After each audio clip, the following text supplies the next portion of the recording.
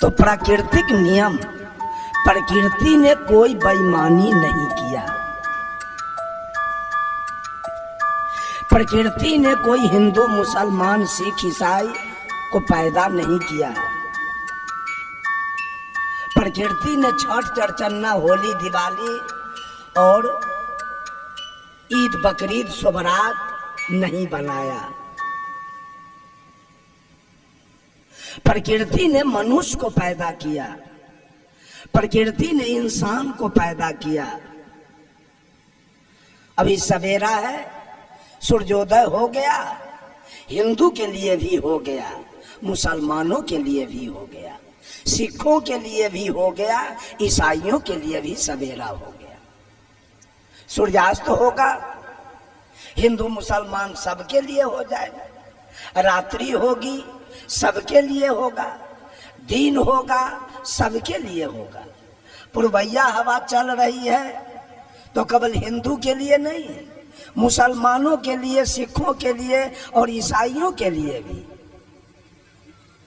और यदि पछिया हवा चल रही है तो सबके लिए। बारिश हो रही है तो सबके लिए। तूफान आया तो सबके लिए। भूकंप आया तो सबके लिए। अतिवृष्टि हुई तो सबके लिए। अनावृष्टि हुआ तो सबके लिए। आम कटहल के बगीचे फरे तो कोई जरूरी नहीं है कि हिंदू के यहाँ के फल गए और मुसलमान के यहाँ के नहीं फले। वो जहां भी पेड़ होगा वो फरेगा, क्योंकि प्रकृति ने कोई बेईमानी नहीं की। बेईमानी तो हम लोगों ने किया नियम बना के। जिस समय बच्चा जन्म लिया उस समय न उसके पास टीकी था, न उसके पास सुन्नत था, न उसके पास पंचकटार था और न उसके पास बतिस्मा था। वो इंसान बन के कवि रामधारी सिंह दिनकर ने लिखा है रश्मि रथी में, मैं कहता हूं अगर विधाता नर को अपने मुट्ठी में भरकर कहीं फेंक दे ब्रह्मलोक से इस भूमंडल पर, फिर भी मनुज विभिन्न जातियों में यहाँ आएगा। नीचे है क्यारियां बनी तो भला बीज कहाँ जाएगा। और सदगुरु कबीर कहते हैं, आए आए के देश से उतरे के घाट, हवा लगे यही देश के हो गए 12 बार। साहब कबीर ने तो ब्राह्मणों से कहा, जो तू ब्राह्मण ब्राह्मणी के जाया तो और राह काहे ना आया।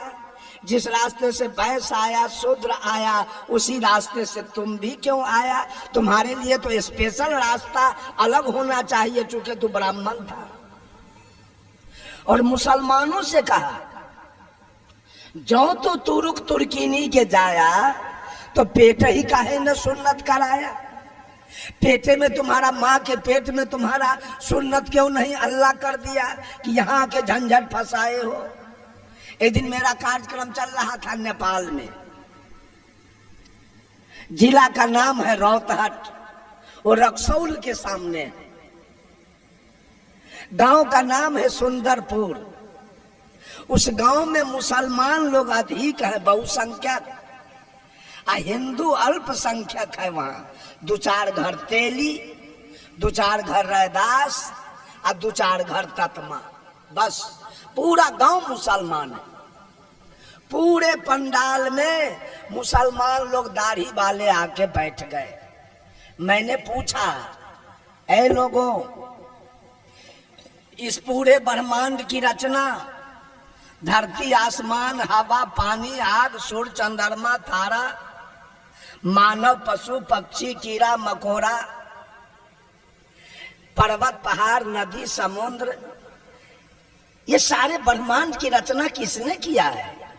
एक मौलवी उठा और कहा अल्लाह ने किया है। हम की वाह, तब तो ठीक है। अल्लाह ने जो पूरे ब्रह्मांड की रचना किया वो सही सही किया कि गड़बड़ हो गया? कहा कि नहीं, एकदम बिल्कुल सही सही सृष्टि अल्लाह ने कर दिया।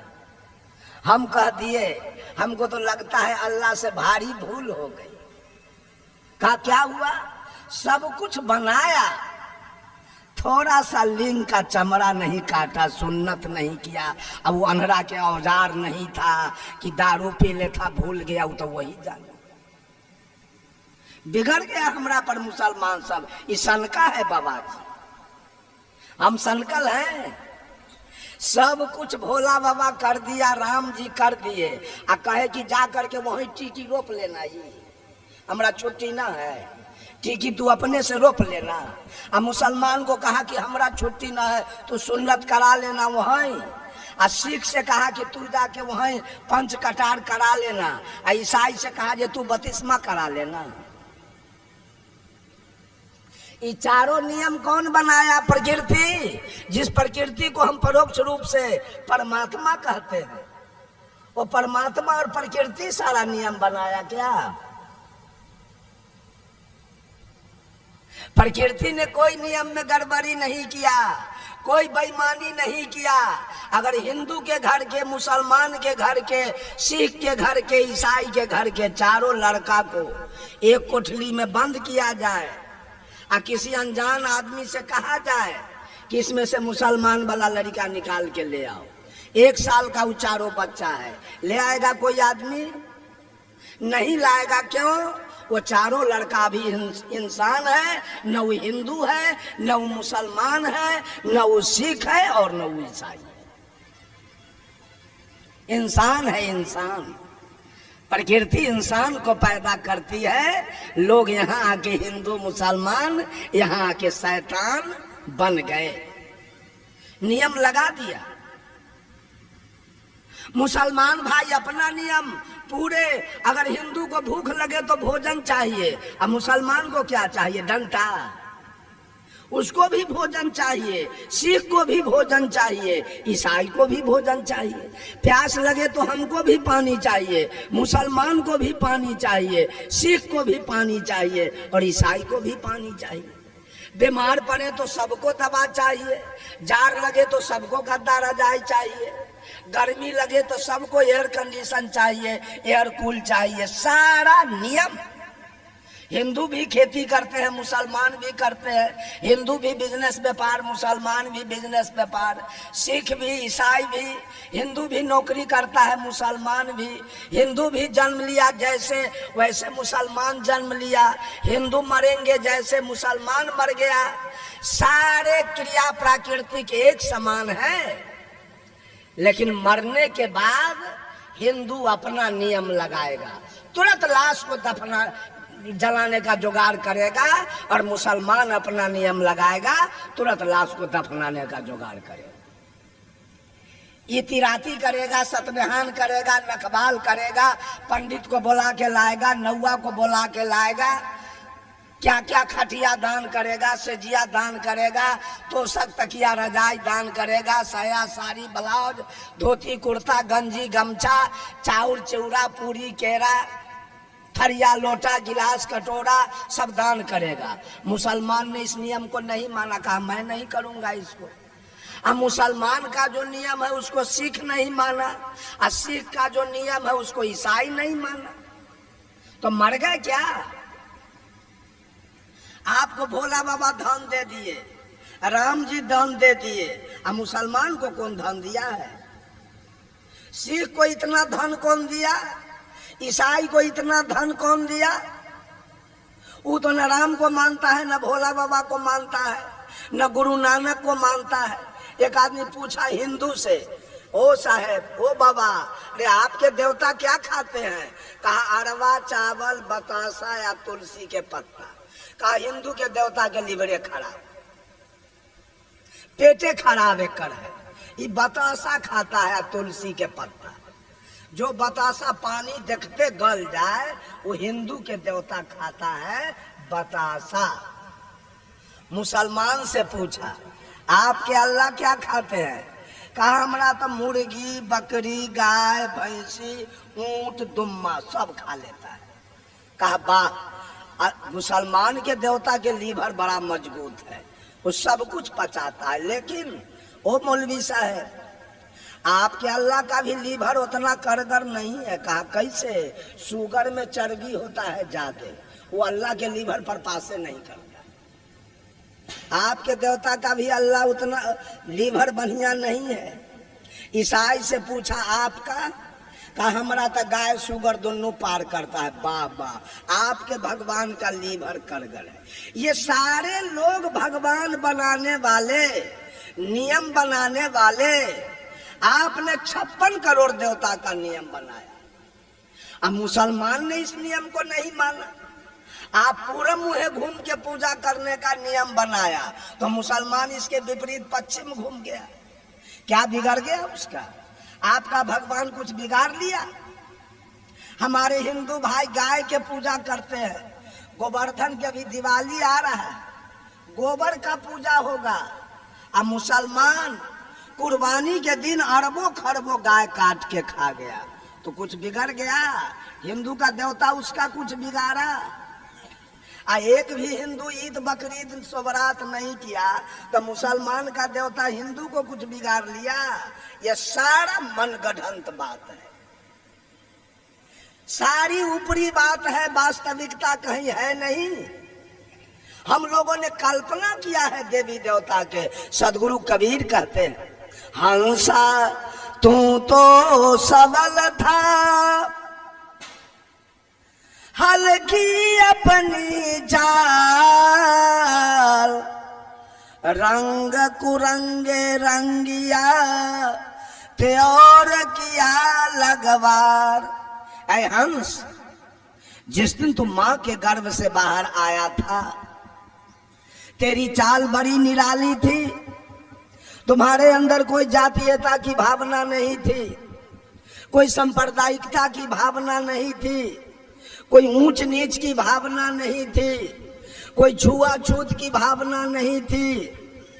उस दिन तुम लबरा लंपट बेईमान भी नहीं थे। उस दिन तू बीड़ी खैनी गांजा भांग तारी दारू मांस मछली भी नहीं खा रहे थे। उस दिन तुमको भगवान का भी जरूरी नहीं था। उस दिन तुमको मंदिर मस्जिद का भी जरूरी नहीं था। उस दिन तेरा विचार हंस के समान था। लेकिन ज्यों ज्यों शरीर का विकास हुआ, जवानी आई, आदमी बेहोश होता चला गया।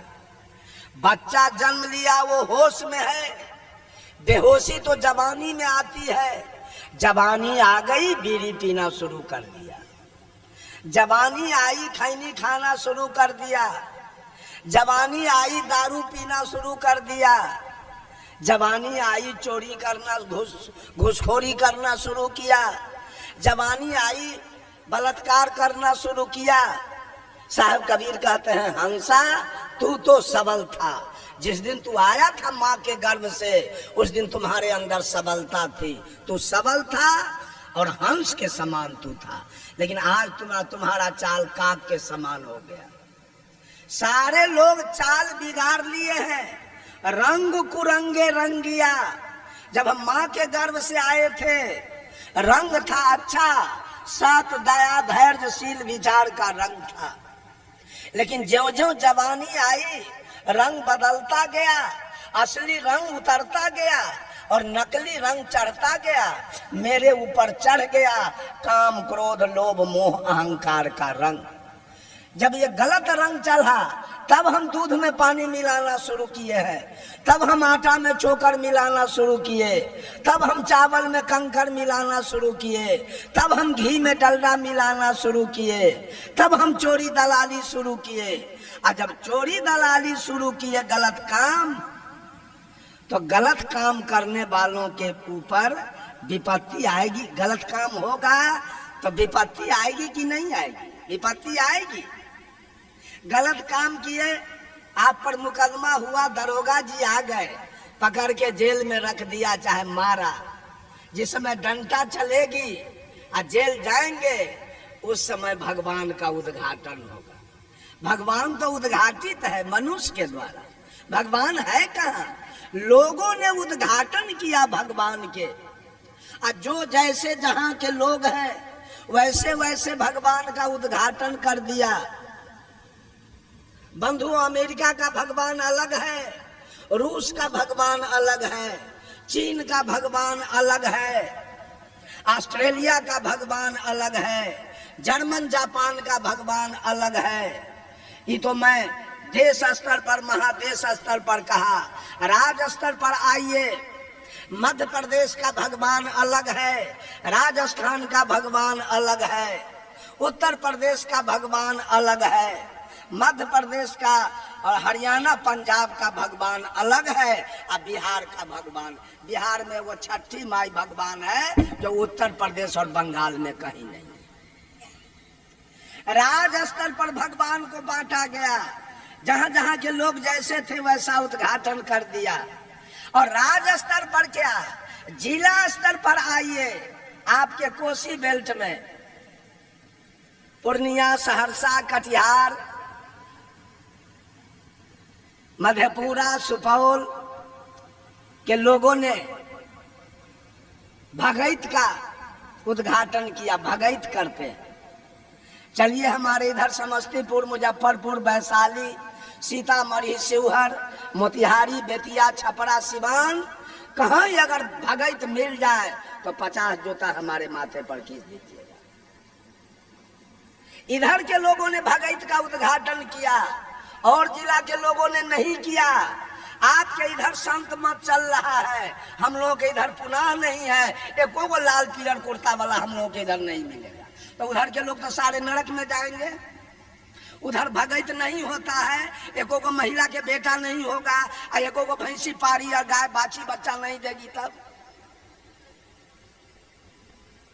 ये सारा नियम बनाया गया। मैं जा रहा था राजमहल झारखंड में कार्यक्रम में, जब विक्रमशिला स्टेशन से गाड़ी निकली तो वो भूपेंद्र दास मेरे साथ से बता दिया, देखिए साहब यही रक्षी देवी के मंदिर है, हर मंगलवार के 100 बकरा कटाता है। आपके यहाँ तो रक्षी देवी का उद्घाटन नहीं हुआ। चलिए मोतिहारी में मेरा कार्यक्रम था, आषाढ़ का महीना। स्टेशन से मैं उतरा, टमटम भाड़ा करके जा रहा था, बूंदाबांदी बारिश हो रही थी, टमटम पर बैठ के जा रहा था। एक पीपल के पेड़ के नीचे एक छोटा सा मंदिर था, टमटम वाला रोडे पर से उसको प्रणाम किया। हम कहे ये कौन भगवान है जिसको प्रणाम किए हो? कहा यह गुलडाक बाबा है। आप लोगों के इधर गुलडाक बाबा है तो सारे लोग नरक जाएंगे, गुलडाक बाबा यहाँ नहीं है। चलिए मोतिहारी में विशाल बौद्धि देवी के मंदिर है, विशाल सपही देवी के मंदिर है आपके यहाँ? नहीं, आपके यहाँ के लोगों ने उसका उद्घाटन नहीं किया। नेपाल चलिए, नेपाल में एक देवी का उद्घाटन किया, गढ़ी माई। नेपाल में एक गढ़ी माई है, उस मंदिर के निकट में गया। 5 साल पर उसकी पूजा होती है गढ़ी माई के, और लगभग 2 लाख पाड़ा कटाता है उस जगह, खून की नदी बहती है। वहां के कबीरपंथी लोगों ने कहा हमसे कि साहेब जब गढ़ी माई के पूजा निकट आती है तो हम लोग गांव छोड़ के निकल जाते हैं, 10 दिन के बाद गांव में आते हैं। हमने कहा क्यों? तो ये मदेशिया सब जो पारा चढ़ाता है, अब पहाड़िया नेपालिया छोटका आंख वाला भैंसा गड़ी जोत के तलवार लेके आता है, अब वही भैंसा काटता है, अब 55 गो भैंसा काट के एक गाड़ी पर लोड करके जब वो चलता है तो खून जब गिरते गिरते गांव के 1 किलोमीटर 2 किलोमीटर तक का सारा रोड खून से लाल हो जाता है। हम लोग कैसे चलेंगे रोड पर? कैसे गाय भैंसी चराएंगे? कैसे खेत खलिहान में जाएंगे? कैसे सत्संग भंडारा में जाएंगे? गांवें छोड़ के निकल जाते हैं। जब 10 दिन के बाद धूप लगने के बाद जब वो खून उड़ जाता है तब हम लोग गांव में प्रवेश करते हैं। चलिए हमारे समस्तीपुर जिला में एक शिवरा चकसाहो गांव है, सारंजन प्रखंड में। उसमें पूरे बिहार के गोढ़ी लोग अमर सिंह केवल का मंदिर बनाया है। चैत्र रामनवमी के उसका पूजा होता है। माननीय मुख्यमंत्री नीतीश कुमार जी उसके उद्घाटन में आते हैं और लगभग 2 लाख बकरा कटाता है। ये कौन उद्घाटन किया, कौन नियम बनाया? और नियम बना बना करके आज दुनिया को बर्बाद करने पर लगे हैं। रामानंदी ने अपना नियम अलग बना दिया, आर्य समाज वालों ने अपना नियम बनाया, गायत्री परिवार वालों ने अपना नियम बनाया, आनंद मार्गियों ने अपना नियम बनाया, संत मत वालों ने अपना नियम बनाया, आशुतोष जी महाराज ने अपना नियम बनाया, बाल जुगेश्वर जी ने अपना नियम बनाया, जय गुरुदेव जी ने अपना नियम बनाया, रामपाल जी ने अपना नियम बनाया, सतपाल जी ने अपना नियम बनाया, ठाकुर अनुकूल चंद्र जी ने अपना नियम बनाया, भगवान रजनीश ने अपना नियम बनाया, बाबा हरदेव सिंह जी ने अपना नियम बनाया, राम रहीम सिंह जी ने अपना नियम बनाया, ओम शांति वालों ने अपना नियम बनाया, राधा स्वामी वालों ने अपना नियम बनाया, जैन वालों ने अपना नियम बनाया, बौद्ध वालों ने अपना नियम बनाया, ईसाई लोग अपना नियम बनाया, इस्लाम अपना नियम। कौन नियम अच्छा है जिससे हमारी मुक्ति हो जाए और हमारा कल्याण हो जाए? इतना झगड़ा ये गुरुआ लोग लगाया है। बंधुओं, साहेब कबीर ने कोई झगड़ा नहीं लगाया। कबीर का अपना कोई नियम नहीं, अपना सदगुरु कबीर ने कोई नियम नहीं दिया, कोई पंथ नहीं बनाया। एक रास्ता निकाला है कबीर ने कि इस रास्ते पर चलो और सभी आदमी अपना कल्याण करो। कबीर का अपना कोई पर्सनल नियम नहीं है, कहीं जाना आना नहीं है, कुछ करना नहीं है। कबीर का नियम है माता पिता की सेवा करना, गुरु की पूजा करना, आए हुए अतिथि का सत्कार करना, शुद्ध शाकाहारी। तो हमारा तो प्रकृति प्रदत्त है, हमारा अधिकार है प्रकृति शाकाहारी हम जन्मे लिए, तो नियम कहाँ? मांसाहार तो थोपा गया, हम तो शुद्ध शाकाहारी हैं। माँ के गर्भ से हम शाकाहारी पैदा लिए हैं, तो कोई नियम नहीं है। स्नान करना कोई नियम नहीं है, कपड़ा धोना कोई नियम नहीं है। साहेब कबीर तमाम लोगों को जोड़ने का काम किया। कहा, हिंदू कहे मोहे राम प्यारा, तो रुक कहे रही माना, आपस में दो लड़ लड़ मुए, मरम काहू नहीं जाना। हिंदू व्रत एकादशी ठाने, दूध सिंहारा से थी, तन को न हट के मन को न बस करे, पारन करे सगौती। तू रुक रोजा निमाज गुजारे, बिस्मिल बांग पुकारे, इनको बिहिस्त कहाँ से होवे, जो साझे मुर्गी मारे। बंधुओं, राम के पूजने वाले को रहमान से बड़ी नफरत है, और करीम के पूजने वाले को कृष्ण से बहुत नफरत है। महादेव को पूजने वाले को मोहम्मद से बहुत नफरत है, और हजरत को पूजने वाले को हरि से बहुत नफरत है। ब्रह्मा के पूजने वाले को बिस्मिल्लाह से बहुत नफरत है, और मोहम्मद अली के मानने वाले को बजरंग बली से नफरत है। मक्का जाने वाले को मथुरा से नफरत है, और काबा जाने वाले को काशी से नफरत है, और गंगा नहाने वाले को जमजम से। सदगुरु कबीर ने कहा, ये सारी धरती राग द्वेष की अग्नि में जल रही है। भजन कहीं नहीं है, भक्ति कहीं नहीं है, केवल जलन। सारे लोग ईर्ष्या की अग्नि में जल रहे हैं। अगर हिंदू को छोड़ दिया जाए तो मुसलमान के मस्जिद में ये शुगर फेंक देगा, अब मुसलमान को छोड़ा जाए तो हिंदू के मंदिर में गाय का रान फेंक देगा। अगर सिख को छोड़ा जाए तो ईसाई के गिरजाघर को ही बुलडोजर से ढा देगा, और ईसाई को छोड़ा जाए तो सिख के गुरुद्वारा में आग लगा के जला देगा। किधर है भगवान? बोलो बोलो, भगवान किधर है? चारों में कोई पटरी नहीं है, और चारों चार रंग के पूजा कर रहा है, भगवान को मान रहा है। बात सत्य क्या है? रामायण महाभारत गीता सुख सागर वेद पुराण पढ़िए तो हिंदुत्व की बात है, हिंदू की बात हो रही है। कुरान जब्बूर इंजिल तोरेत पढ़िए तो इस्लाम की बात हो रही है। गुरु ग्रंथ पढ़िए तो सिखों की बात हो रही है, गुरु नानक की बात हो रही है। अब बाइबल पढ़िए तो ईसा मसीह की बात हो रही है, ईसाई की बात हो रही है। सारे पक्षपात में चल रहे हैं। साहब कबीर कहे, पक्षा पक्षी के कारण सब जग रहा भुलान, निष्पक्ष हो के जो भजे सो ही संत सुजान। सारे लोग पक्ष में जी रहे हैं। किसका पंथ बढ़िया है, किस पंथ में जाने से मुक्ति होगी, किस पंथ में जाने से कल्याण होगा। एगो चंदन कैले है, कोई 2 गो चंदन, कोई 3 गो चंदन, कोई 4 गो चंदन, और कोई भर मांग लेपले है जो भैंसी देखे तो भड़क जाए। है? कौन ठीक है, कौन नियम बढ़िया है? ये सारा नियम बनाया गया कबीर का जो बीजक है। कबीर का बीजक वो न हिंदुत्व की बात करता है, न इस्लाम की बात करता है, न सिख की बात करता है, न ईसाई की बात करता है। वो इंसानियत की बात करता है कबीर का बीजक।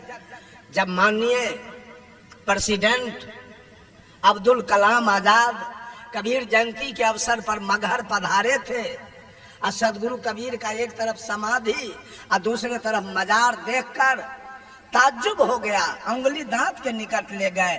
ऐसा महापुरुष नहीं देखा जो हिंदू मुसलमान दोनों को जोड़ता हो। साहब कहे, खोजे अल्लाह के नगरिया जन्म के फुहरी, जन्म के फुहरी हो, जन्म के फुहरी, खोजे अल्लाह के नगरिया जन्म के फुहरी। 5 वक्त नमाज गुजारे राखे 300 रोजा, 5 वक्त नमाज गुजारे राखे 300 रोजा। घट के अंदर खुदा बसत है, तिनको कभी न खोजा, घट में छाई है अंधियारिया जन्म के फुहरी। खोजे अल्लाह के नगरिया जन्म के फुहरी। कलमा पढ़े रहीम पुकारे दिल में रहम न लाई, कलमा पढ़े रहीम पुकारे दिल में रहम न लाई। घट के अंदर नूर बसत है, तिनकर खबर न पाई, पर गए माया के लहरिया जन्म के फुहरी। सदगुरु कबीर कहते हैं, अरे हाथ में हजरत कदम रसूले, नैन में नबी विराजे। हाथ में हजरत कदम रसूले, नैन में नबी विराजे। मन मक्का काया है काबा, सिर पर अनहद बाजे। खोल कर देखन केवारिया जन्म के फुहरी। खोजे अल्लाह के नगरिया जन्म के फुहरी। मुसलमानों से कहा और हिंदू से कहा, राम के कहे जगत गति पावे, खार कहे मुख मीठा, अपावक कहे सो पाव जो डाहे, जल कहे तृषा बुझाई। भोजन कहे सो भूख जो भागे, तो दुनिया तरी जाई। बंधुओं, पक्षपात में पढ़कर, राग द्वेष में पढ़कर हम लोग जी रहे हैं। कहीं सही भजन भक्ति नहीं हो रही है। भजन भक्ति होने का मतलब है, सदगुरु निष्पक्ष भाव से कह दिए, रे बंदे कर ले आप निवेरा, कि छोड़ दो। राम का निवेरा हो गया है, कृष्ण का निवेरा हो गया, ब्रह्मा विष्णु महेश का निवेरा हो गया, बुद्ध महावीर कबीर का निवेरा हो गया, सीता सावित्री गायत्री अनुसुईया मीरा का निवेरा हो गया। आज बारी आपकी आई है, आप तो अपना निवेरा कर लीजिए, झगड़ा खत्म। सारे लोग अपना अपना निवेरा करने में आ जाइए, ये आध्यात्मिक लड़ाई खत्म हो जाएगी, कहीं नहीं बचेगा आध्यात्मिक लड़ाई। आज हम लड़ाई लड़ने के फेर में कल्याण नहीं कर रहे हैं, लड़ाई लड़ रहे हैं। अपने मांस खाते हैं, 8 जाम करते हैं, अपने मछली खाते हैं, श्रीमद् भागवत कथा कहाते हैं, अपने दारू पीते हैं, हनुमान जी के पूजा करते हैं, अपने घूस लेते हैं, बैजनाथ धाम जाते हैं, चोरी करते हैं, वैष्णो देवी जाते हैं। अपना कल्याण करने का मतलब है सारे विकार से दूर हो जाइए, अपना कल्याण कीजिए। एक उदाहरण देके वाणी पर विराम लूंगा, चूंकि पूज्य संत श्री अभय साहब मंचासीन हो गए हैं। एक डकैत का गिरोह चला डकैती करने, डकैतों की संख्या थी 10। जब भादों का महीना, नदी भरी हुई थी और नदी में करंट भी बहुत था। 200 डकैत गए घाट पर पार करने के लिए। डकैतों का जो हेड था वो कहा, सुनो जी, नौका पर पार करोगे और डकैती में कोई गड़बड़ी हो गया, पुलिस आ गई, तब तो हम लोग पकड़ा जाएंगे और यही केवट गवाही दे देगा 11 बजे रात में यही लोग पार किया है, तो फंस जाएंगे। ऐसा करो, हम लोग नौका पर पार नहीं करें, चलो कुघाट पर और वहां हेल के हम लोग पार कर जाएंगे। चले गए 200 डकैत कुघाट पर, हेल के उस पार गए। डकैतों का जो हेड था मैनेजर कहा कि सब आदमी लाइन में खड़ा हो जाओ, हम गिन लेते हैं सब पार किया कि नहीं किया। पार गिन रहा है लाइन में खड़ा करके, 1 2 3 4 5 6 7 8 9। अब मैनेजर अपने को छोड़ दिया, नहीं गिना, तो कितना हुआ? 9। और घर से चले थे 10। मैनेजर कहा इसका मतलब एक आदमी डूब गया। दूसरा डकैत कहा आपको गिनने नहीं आता है, हम गिन देते हैं, चलिए आइए लाइन में लगिए। लाइन में लगा के दूसरा डकैत वो भी 9 को गिना, अपने को छोड़ दिया तो उससे भी 9 को हुआ। सारा डकैत एक दूसरे को गिनते गया, अपने को छोड़ते गया तो 9 हुआ। अब कहा एक साथी तो डूब गया। अब उसकी पत्नी, उसके मम्मी पापा पूछेंगे हमारा पति कहाँ गया, मेरा बेटा कहाँ गया। अगर हम नहीं लाश दी देते हैं तो अपहरण का मुकदमा होगा, सारे लोग फंस जाएंगे। ऐसा करो, आज डकैती नहीं होगी, नदी में डुबकी लगाओ और किसी तरह से लाश को भी खोज के निकालो कि उसको लाश हाजिर कर देंगे। लगा 200 डकैत डुब्बी मारने। डुब्बी मारते मारते जब भोर हो गया, 4 बज गया भोर, एक संत जी डोल डाल करने के लिए नदी पर आए तो देखते हैं अनजान आदमी सब डुब्बी मार रहा है नदी में। कहा गए आप लोग कहाँ के रहने वाले हो, ये भोरे भोर नदी में कहाँ से आ गए। कहा बाबा साधु से झूठ बोलना तो ठीक नहीं है, हम लोग डकैत हैं। अरे तो यहाँ क्या करते हो। कहा कि बाबा रात में नदी पार करने के समय एक साथी हमारा डूब गया, वो नहीं मिल रहा, उसी को खोजते खोजते भोर हो गया।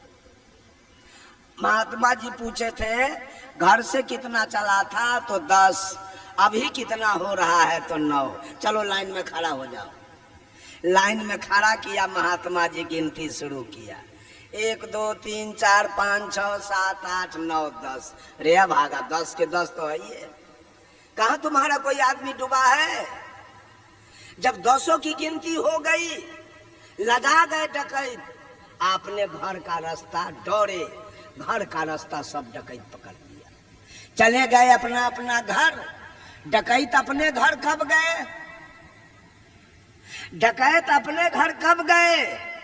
जब अपनी गिनती हो गई तो अपने घर चले गए, और जब तक अपनी गिनती नहीं हुई तब तक नदी में डुब्बी मारते रहे। वो डुब्बी मारने में सुख मिला कि दुख मिला? ठीक उसी प्रकार से आज मानव अपनी गिनती छोड़ दिया है, अपने बीड़ी पी रहा है, अपने सिगरेट पी रहा है, अपने गांजा पी रहा है, अपने भांग खा रहा है, अपने दारू पी रहा है, अपने तारी पी रहा है, अपने मांस खा रहा है, अपने दलाली खा रहा है, घूसखोरी कर रहा है, बेईमानी कर रहा है, हत्या और बलात्कार कर रहा है और मिलावटबाजी कर रहा है, हनुमान जी के पूजा कर रहा है। हनुमान जी के गिनने से आप अपने घर नहीं जाएंगे। अपना घर अगर चलना है, अपने घर में सुख होता है, पराये घर में दुख होता है। जेल भी एक घर है जहां दुख होता है, और अपना घर जहां है, जो मन में आवे खाइए, जहां मन में हो वहां जाइए, जहां मन में आवे वहां सो जाइए। फ्री है, स्वतंत्र है, लेकिन वो जेल है, वहां परतंत्र हो जाएंगे।